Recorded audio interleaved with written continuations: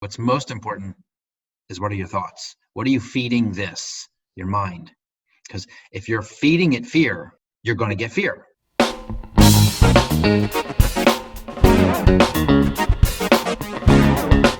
Hey everybody, welcome to Stamp of Approval. Thank you for joining us today. You know, during the pandemic, we're providing many podcast episodes with a variety of topics with some of the very best professionals in their fields so that we can help you during these uncertain times. We will get through this. You have to create a plan for yourself, your business, and take action. I'm Kristin Stampini. My husband and I own multiple small businesses.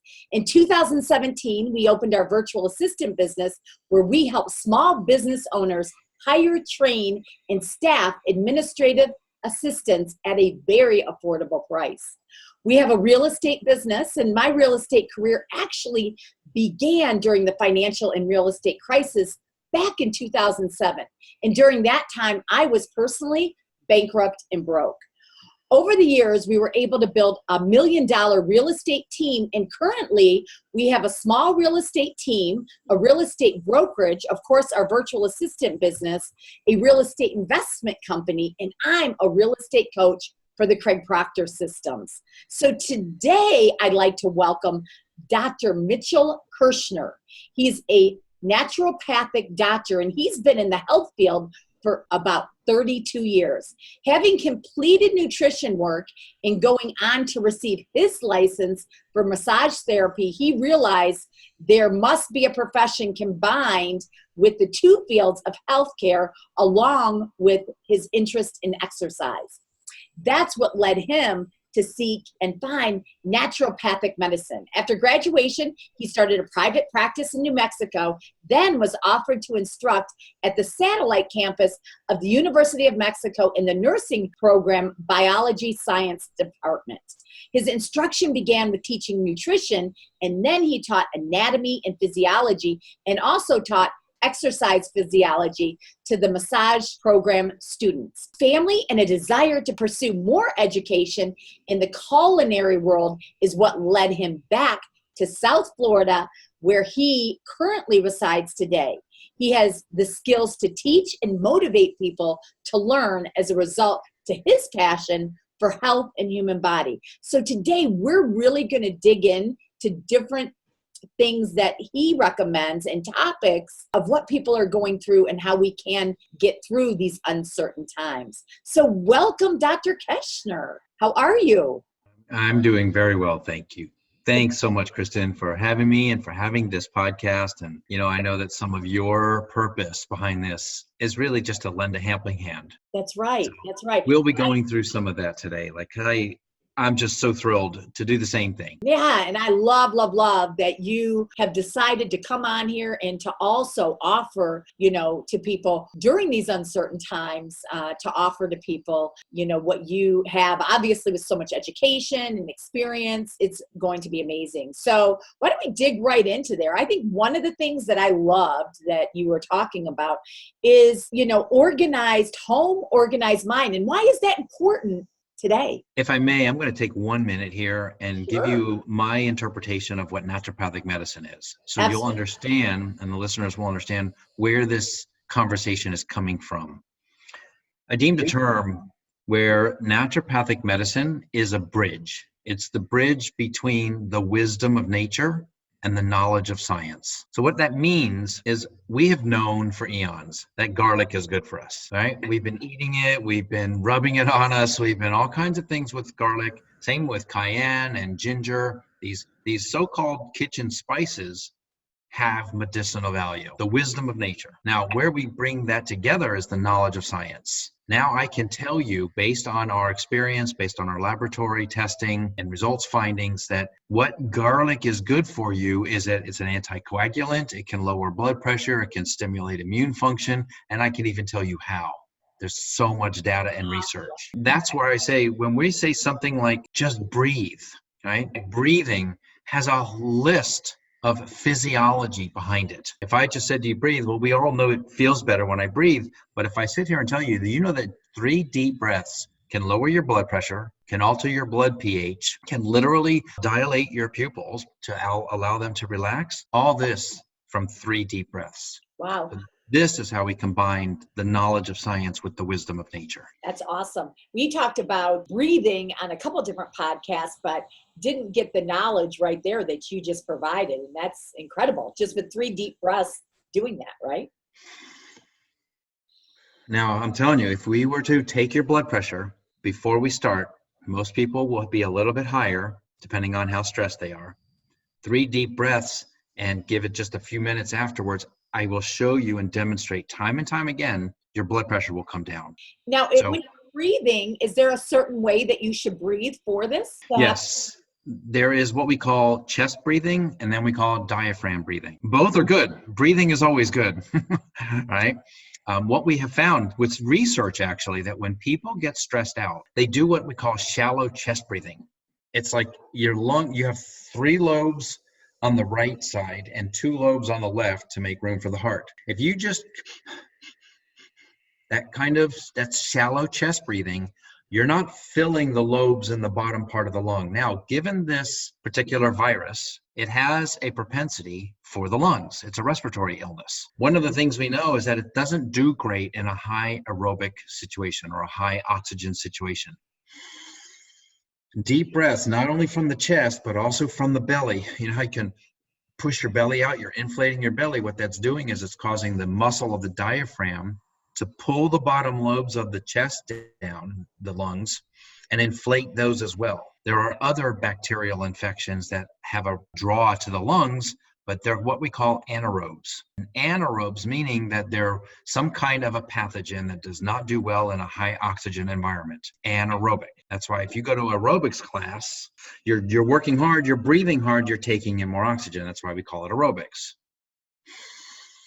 Deep breath, hold for a few seconds, gently let it out through your pierced lips, and watch your blood pressure come down. Now, the other feature to deep breathing properly is literally, and we've done this too, we can alter your blood pH.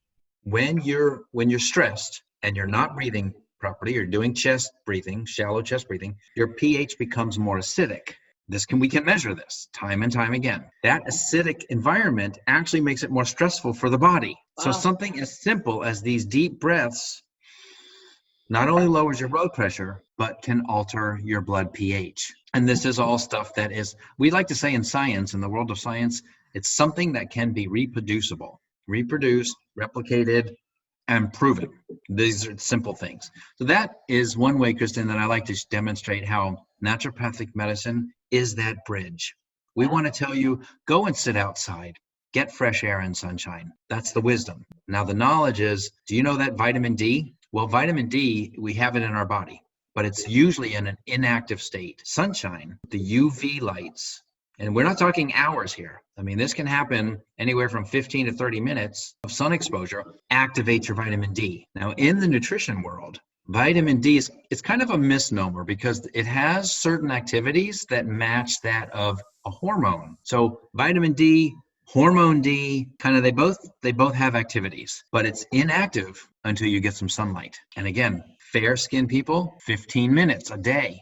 A little bit more, your olive skin, darker skin, 20 to 30 minutes a day. That's all you need. So let me ask you a question, because talking about vitamin D, I love it because for me, when I went and got it tested, at Hippocrates, it was a 17, okay, where I started. Now I live in South Florida, okay, but I've also had, different skin issues because of the sun. So I've tried to stay out of the sun. So it seems like it's a catch-22. So one of the things that I did is I took double dosage shots of vitamin D. Okay. And then obviously to try to get it up, right? So I think it was after 4 dosage of double D shots, I got it up to like 35. Okay. Because I know how important vitamin D is, right? It can make you depressed. A lot of different things, right? That's right. Vitamin D. But let me just explain the D shots, just like a D supplement, they're okay, but there's something missing. It's like, I like to use the example of aspirin. Have you ever taken an aspirin? Sure. Do you know where it came from? Do you know that it was originally extracted from the willow bark? There's a willow branch, a willow tree that grows near streams. And I've done this. I've actually harvested it, where you chop off a couple of the limbs, you peel the bark, and then you dry it. And then you can either pound it into a powder or put it into a tincture or just put it in and make a tea out of it. Well, that's where aspirin originally came from. It's called salicylic acid, which is the active ingredient in aspirin. Laboratories today, science, they just figured out a way to make salicylic acid. But you'll notice there's a side effect to taking too much aspirin. It's called stomach ulcers. The only side effect to drinking too much willow bark tea is having to go to the bathroom a lot. Because there's a lot of protective mechanisms in the rest of the bark rather than just the acid, just that extract. With the vitamin D, the other thing is there are things that are going on with the sun hitting your skin. Now, we talk about skin issues. One of the things that we have found over the last 40 to 50 years is as we have become more industrialized, we are spending more time indoors. Then we go out on the weekend to try to get some sunshine or do something outside. And just going from your house to the car, or from the car to a building, it's something, but it's not the same as sitting outside 15, 20, 25 minutes. And if you do that regularly enough, we actually have a little cell in your skin called a melanocyte. Melanin, you might have heard of. Melanin is what gives your skin that color to it. Well, melanocytes are the cells that give you that melanin, which acts as a sunscreen. But you don't activate them if you only go out in the sun once a week. So if you're sitting indoors all day long, every day, except for when you're going to your car or going to a store or whatever, you never really give the cells time to get active. Going outdoors on a regular basis, 10, 15, 20 minutes, like we used to, is enough to get the cells going. Once they start producing their melanin, telling you it's the internal sunscreen for our bodies, but it doesn't happen once a week. So lack of vitamin D does what? Well, like you mentioned, vitamin D is required and necessary for a variety of things. One is normal, good bone health. It does play a role in mental health. That's why you ever heard of SAD, seasonal affective disorder, or seasonal affective disharmony? I like to call it a disharmony because you go outside, you get a little fresh air and sunshine, and you do a little activity, and all of a sudden you're not sad anymore. There's also standard American diet, but that's another part of the conversation. But vitamin D also acts like a hormone, which means it stimulates other pathways. It helps with calcium activity in the bones. Calcium is also required for muscle activity. Calcium is also required for normal heart function. So there's all these. See, the thing about a hormone is that there's a whole cascade of events that happen here. It doesn't do just one thing. That's why I always tell people, if you're thinking of doing hormone replacement therapy, you need to work with a professional. Do not try to take this on yourself.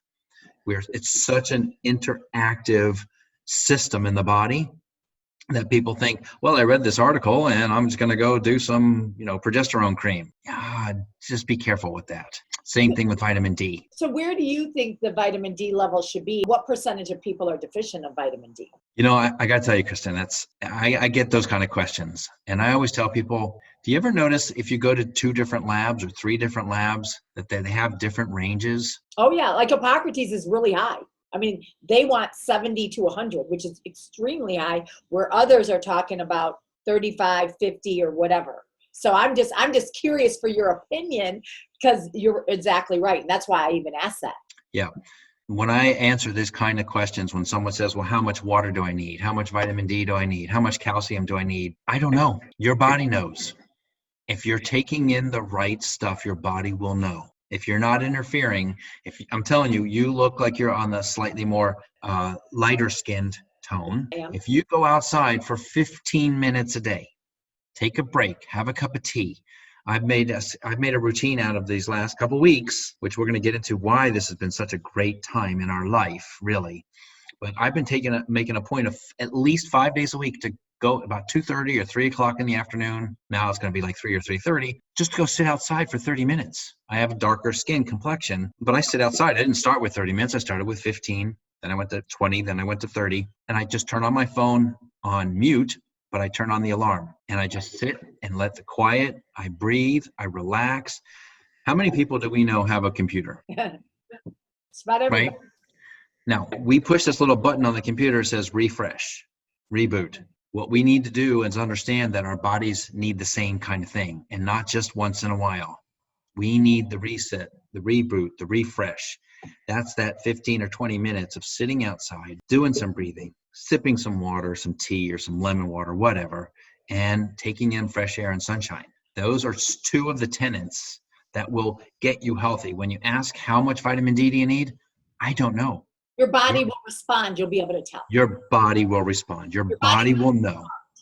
That's right. It Now, the very whole, well, right? if you look at the levels and the rates and increase of skin cancer, notice when it really started with the industrial age. As we were spending more time indoors and then would go out for those occasional weekend warrior type of things, we started noticing an increase in skin cancers, right?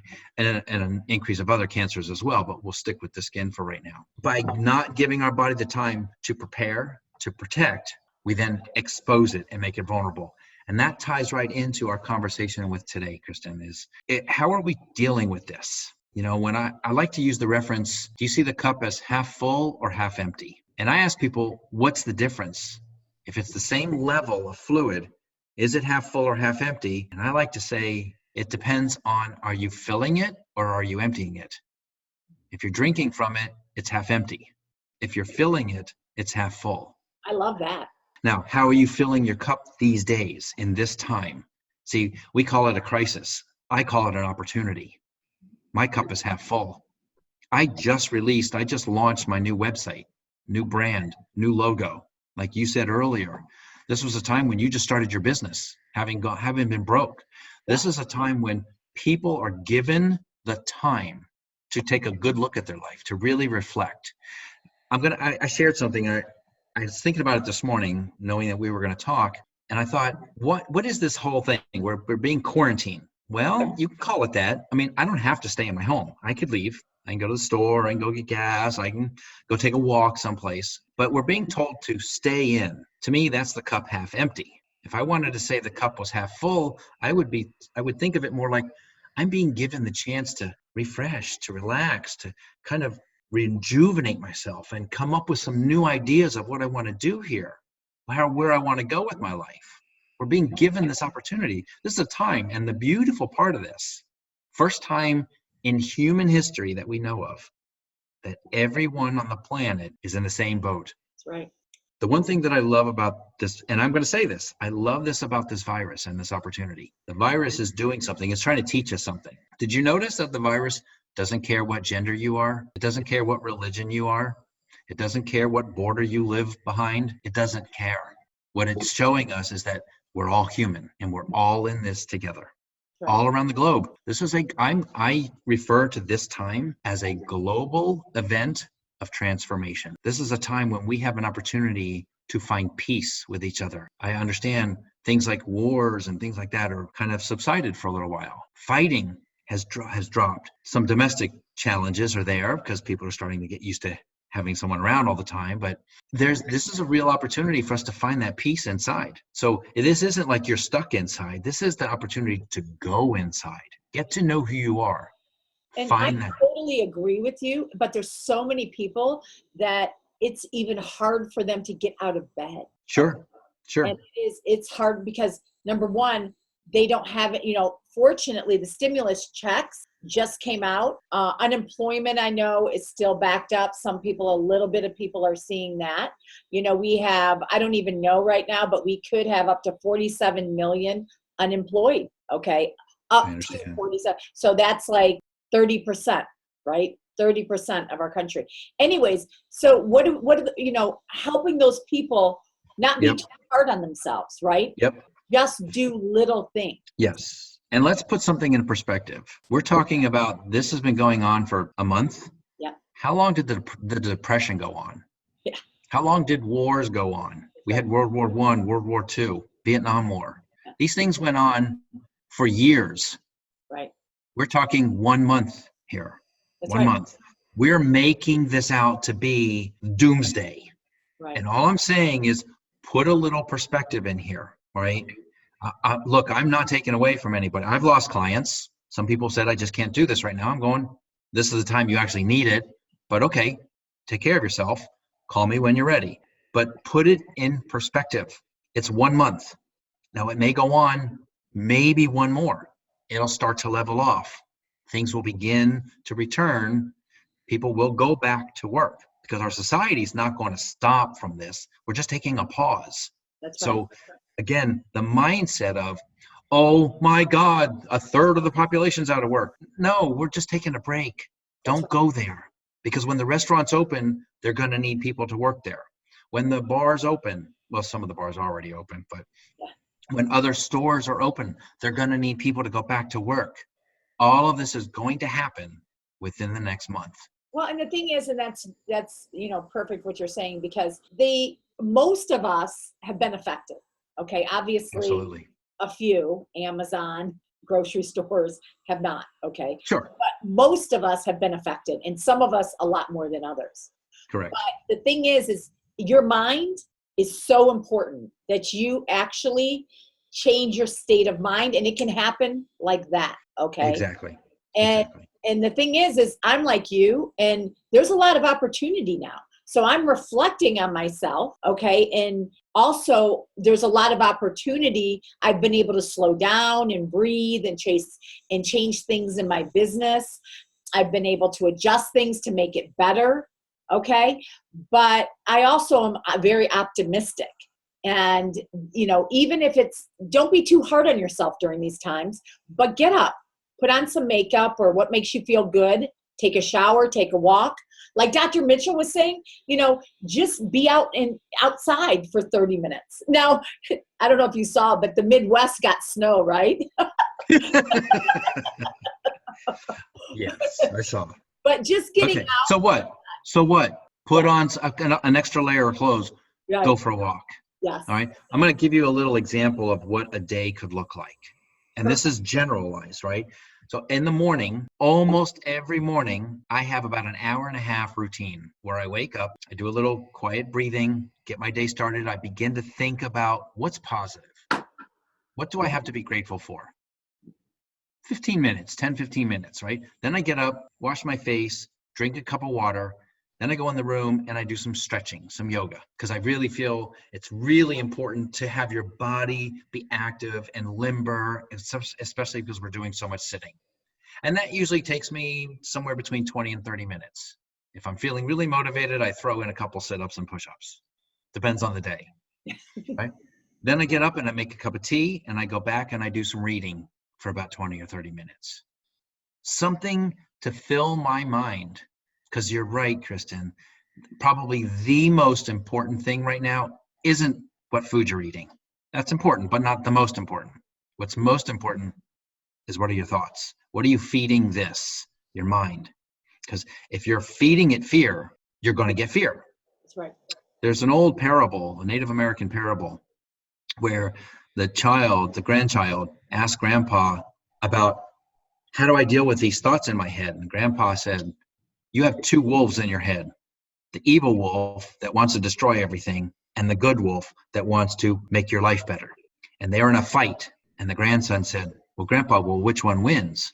And the grandfather said, the one you feed. If you feed the good wolf, if you feed the good thoughts, if you feed good actions and get up. I recently met a woman, 100 years old. I happened to be there. I was outside. She was walking her dog. She had just gotten a dog 9 months prior. At 100 years old, and she looked very well dressed for herself. And I said, well, do you dress like this all the time? She goes, every day I get up, I clean myself, I put on my clothes, I put on my makeup every day. I said, that's incentive. That's inspiration. So feed your mind, feed your body, right? So that's what I do in my morning. Then I go and I do some of my work. I'm working on a couple of projects. Then in my afternoon, I'm telling you, every day, almost 2:30, 3 o'clock, whatever, go sit outside, just refresh, take this time. Do you know that for the first time since where I'm living, I'm like really hearing the birds? I'm hearing calm. It feels calm, not like this crazy running around, because that really tends to work on your body, physiology, your immunity, your cardiovascular system. All of these are affected by this constant running that we've been doing. Right. We're taking a break here. Doesn't mean stop. Don't misunderstand. Doesn't mean stop what you're doing. It just means slow down a little bit. There's a saying by somebody that I work with. He says, slow down to go fast. Yeah. take this time to slow down to figure out, what can I do with this opportunity that we're given? What can I create? Is there a book in you? Is there a movie in you? Are there paintings that you've been wanting to do? Because one thing I can tell you, Kristin, this is an opportunity to get off of what we call someday island. Called Someday Island. Someday I'll get to that book. Someday I'll paint that next picture. We all have that. We all did, right? We get so busy with trying to make it, we're forgetting the most important thing is live it, right? So get off Someday Island, pick up that book. One thing you might want to do, which is a great opportunity, is start really going through your house and organize. Your environment also leads to a clear mind. If there's too much stuff around, you don't realize it, but subconsciously, your mind takes in all that information. So I challenge your listeners, take an opportunity to really clear an area in their house, like really clear, have minimal there, and just sit with that for a little bit and see how that feels. And then think about that drawer you've been trying to duck away from, or we call them the junk drawers in the kitchen or whatever, right? Everything goes in there that can't find any place for anything else. Get rid of it. Clear these kind of things out. I would also suggest one of the other things to do, which is not only good for your brain, for your activities, right? But it also ends up being beneficial, is make a list of all the projects around your house that you've been putting off, probably for the last couple of years. I got a screen that's got a tear in it. I've got windows that probably I'd be able to see better if I just cleaned them. Like, make this whole list and then go through the list and do them, check them off. And I would even suggest, let's say you make your list and say, I'm going to do these on Tuesday. I'm going to do this on Wednesday. So it's kind of like your job. You're putting yourself to work, improving your own life. Does it get any better? That's right. That's right. That's great. And what about inter-family communication?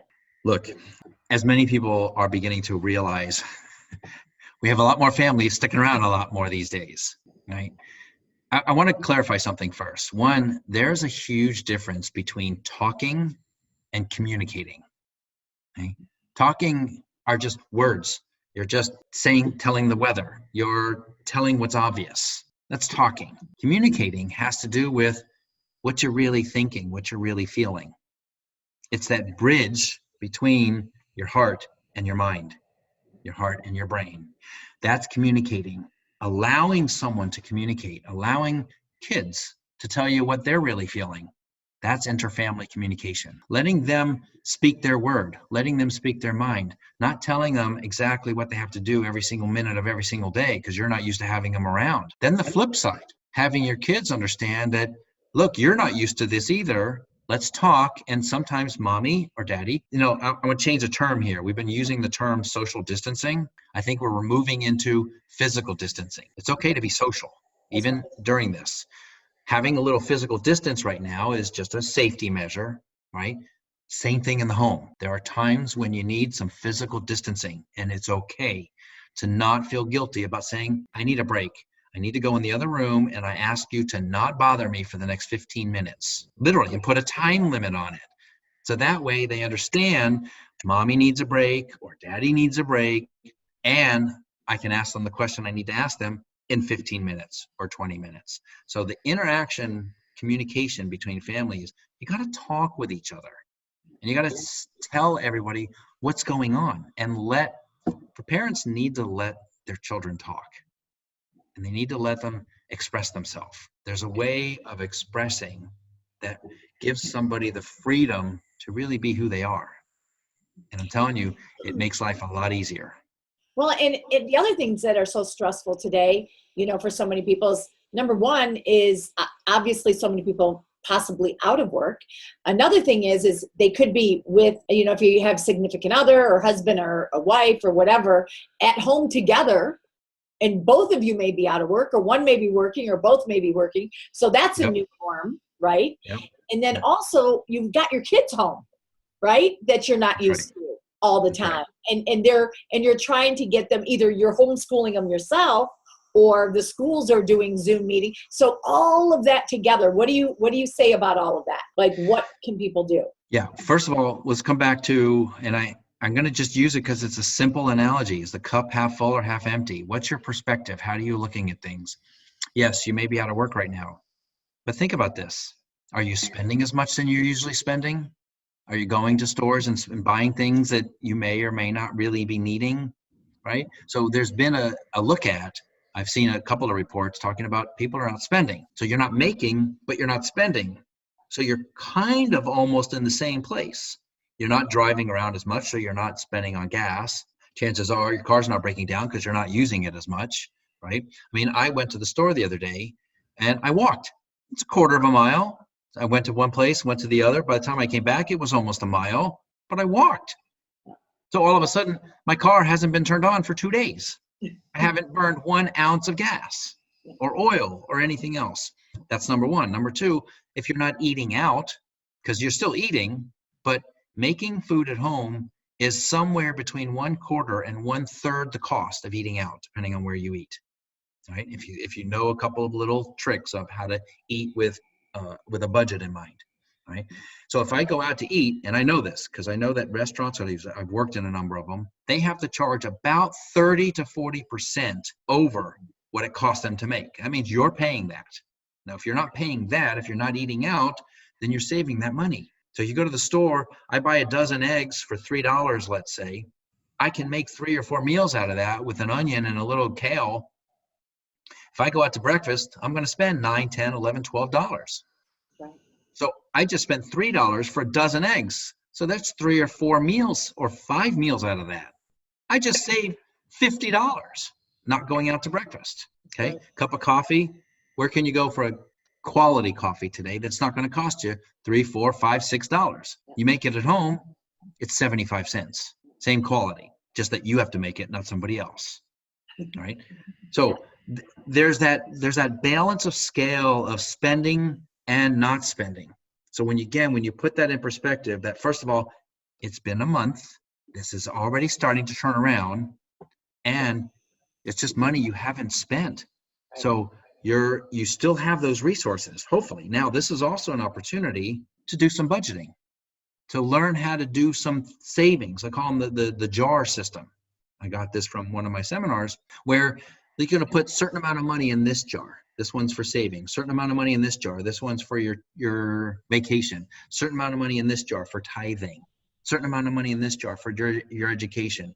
And when you start doing these kind of things, you realize maybe I'm not in as bad a shape as I thought.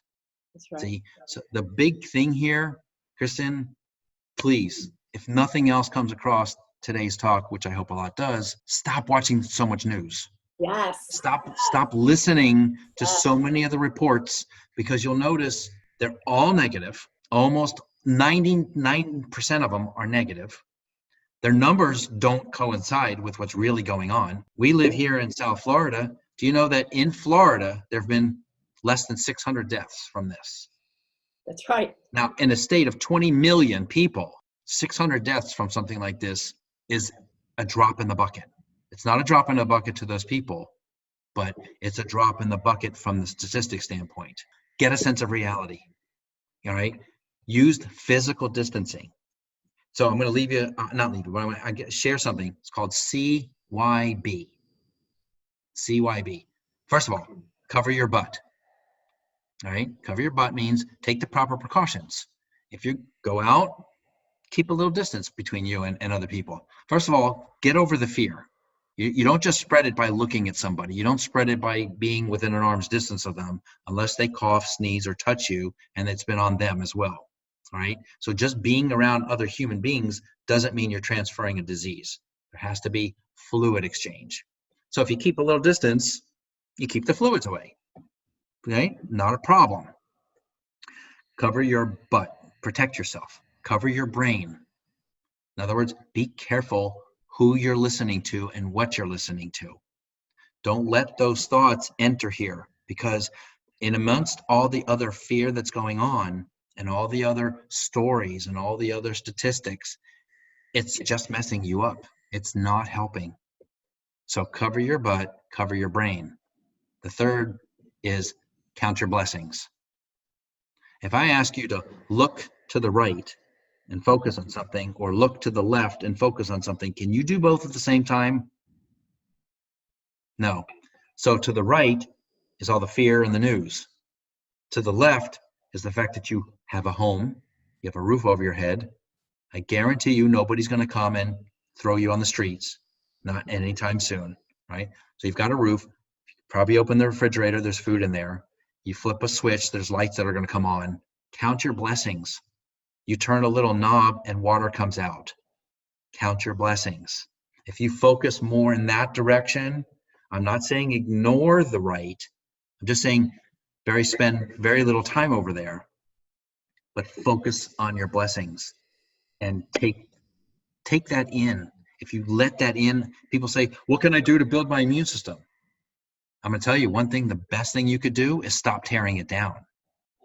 You tear it down by stress. You tear it down by junk food eating. You tear it down by sedentary lifestyle, by sitting around too much. You build it by positivity. I'm not saying ignore. I'm just saying it's all about percentage, right? 5% pay attention to what's going on. 95% take care of yourself and your family and your community. Yeah. That's the best thing we could do for this. Yeah, that's great recommendations.